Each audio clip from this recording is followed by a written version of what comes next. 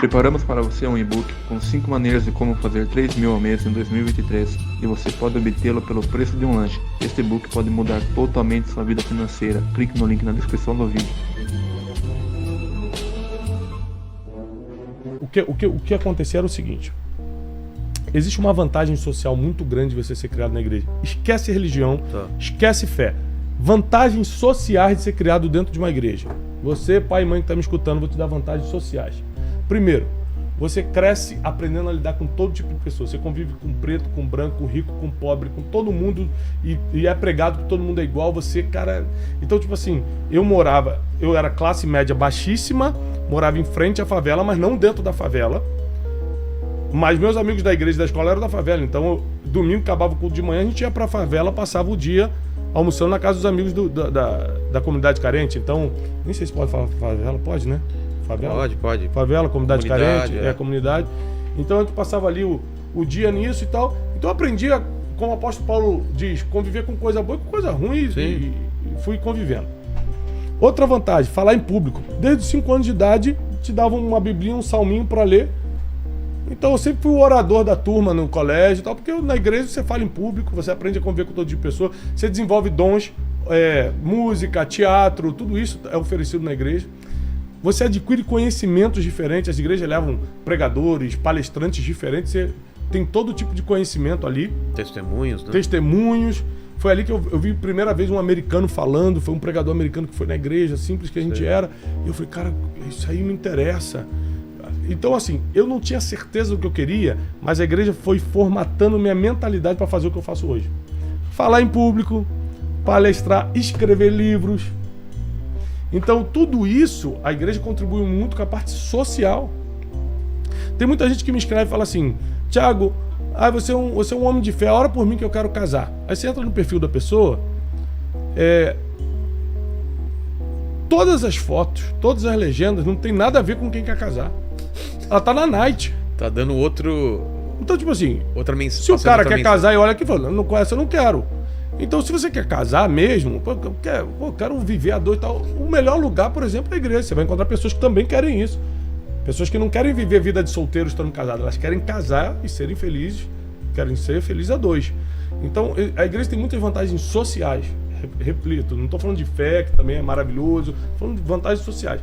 Então, eu acredito que o que eu faço hoje é reflexo social do que eu fui vivendo dentro da igreja. Na minha infância e na minha adolescência. Mas eu tive uma adolescência, uma juventude conturbada nesse sentido, era muito namorador, desenvolvi hábitos estranhos, fui viciado em pornografia. Na minha adolescência quase toda, na minha época não tinha internet, né? Então era catálogo de Milos, né? E isso, cara, pornografia destrói a mente do ser humano. Você leva isso pro casamento, você vai destruir sua vida sexual. Paquito, você tá ouvindo, né, Paquito? Não tem jeito. Então, assim, eu repito, eu não tô falando aqui só como homem de fé, não. Eu tô falando psicologia, estudos, neurociência, estudo. Então, assim, só que as pessoas são levadas para isso. Quando a Bíblia diz não julgueis para não ser julgado, eu entendo, não dá para julgar a vida de ninguém, Vilela. Cada um teve um passado, cara, cada um tem um trauma, cada um... Não dá para entender por que a pessoa tá fugindo da realidade. O drogado tá usando droga, o alcoólatra tá usando álcool, o viciado em sexo ou em pornografia tá nisso. Não dá para julgar porque cada um tem uma fuga. Então, o que nós temos que fazer? Nos colocar no lugar das pessoas e oferecer ajuda. Esse é o trabalho do ser humano que quer fazer a diferença. E se a pessoa reagir com ódio, como o hater faz e outros fazem, eu retribuo com amor. A Bíblia diz, não pagueis a ninguém mal com mal, mas vença o mal com o bem. A única arma contra o mal não é oração, não é jejum, não é ler a Bíblia. A única coisa que vence o mal é fazer o bem. Está escrito. Então você tem que aprender a fazer o bem, para isso você tem que estar com o coração bom. Você tem que estar com o coração blindado, protegido, coração puro. Mas o que te virou a chave? Foi alguma experiência sobrenatural? Cara, o que me virou a chave foi ter quebrado financeiramente e emocionalmente. Eu não queria me envolver com nada de religião. Nunca. Assim, eu falei, caramba, por quê? Porque, meu pai era militar, aí pegava todo o dinheirinho dele, que era para comprar meu tênis no Natal, para fazer umas férias com a gente, e colocava na igreja que nunca passou de 30 pessoas. Isso criou uma revolta na gente. Falou, pô, meu pai trabalha para botar e bota dinheiro na igreja, então, tipo assim, a gente não tem as coisas por causa da igreja, então a gente ficou com raiva da igreja. Entendi. Então eu falei, com isso eu não quero me envolver. E eu falei, a partir do momento, eu tive muitas faltas financeiras, muita coisa, porque o problema não é a pobreza, não. O problema é a comparação. O problema meu pai faz um esforço para botar a gente, por exemplo, em escola particular, que eu só estudei 2 ou 3 anos em escola particular, o resto foi escola pública. Mas esse esforço que ele fez foi pior para mim, cara, antes de me deixasse na escola pública. Porque na escola particular o pessoal ia com carro, usava Nike, e aí eu ia lá de Quixute ou Bamba, meu pai com um Chevette vermelho todo arrebentado, era só vergonha. A comparação me fazia me sentir um miserável. Entendi. Não que eu fosse, mas me comparando com os outros, eu me sentia. Então eu cresci com muito problema emocional, cresci com um complexo de inferioridade, complexo de aceitação, de rejeição, né? Tudo eu achava que estava me rejeitando, muito forte. E cresci num ambiente religioso que te fazia ser um julgador, se achar melhor dos outros, se achar melhor do que os outros sendo um nada. Então eu decidi ser empresário, porque na minha cabeça eu ia me livrar dessas dores. Só que, cara, você pode mudar de... Um jeito de dar a volta por cima. Exatamente. Você pode mudar de país, a dor vai junto contigo. Você pode mudar de profissão, o trauma vai junto contigo. Você tem que resolver você por dentro. E aí eu comecei a ir pro lado empresarial, descobri as vendas. Com que idade isso? Isso dos meus 15 eu sempre fui trabalhador. Com 13 anos, com 9 anos eu aprendi a tocar violão por causa da igreja. Com 13 anos eu já dava aula, cobrava R$10. E eu lembro claramente disso. Como eu falei, minha mãe morreu há 1 ano e meio atrás, foi uma grande perda pra gente. Meu pai depois achou alguns diários dela, tava lá, 20 de abril de 1994, tinha 13 anos. Tiago deu sua primeira aula de violão pra Bruna, vizinha de não sei quem, R$10. Minha mãe botava meu financeiro lá. Sim. Com 13 anos. Dei aula dos 13 aos 15, com 15 anos eu comecei a trabalhar no estúdio de gravação, porque meu sonho de adolescente era ser músico.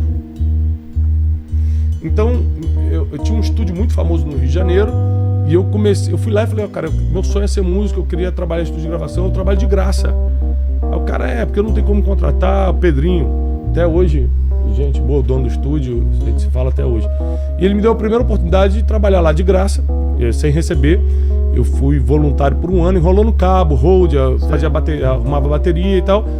Quando eu fiz 16 anos, ele me empregou, aí começou a me pagar por hora.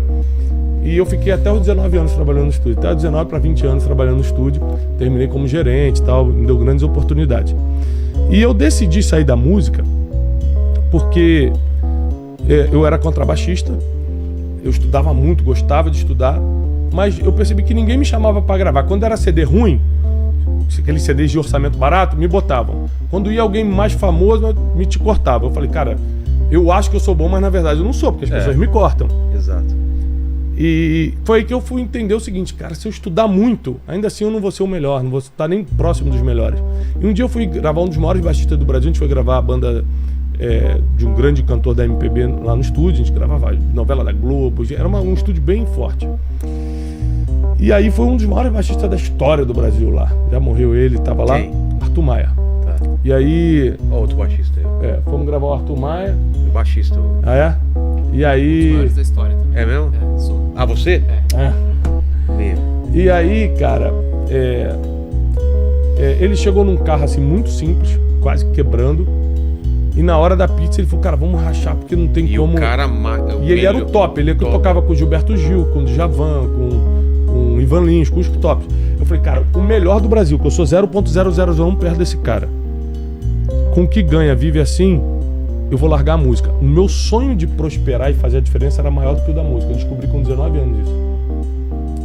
E aí eu fui trabalhar com vendas no centro do Rio de Janeiro, comecei como panfletador, levava as pessoas para dentro da loja e ganhava uma comissão por pessoa que eu levava.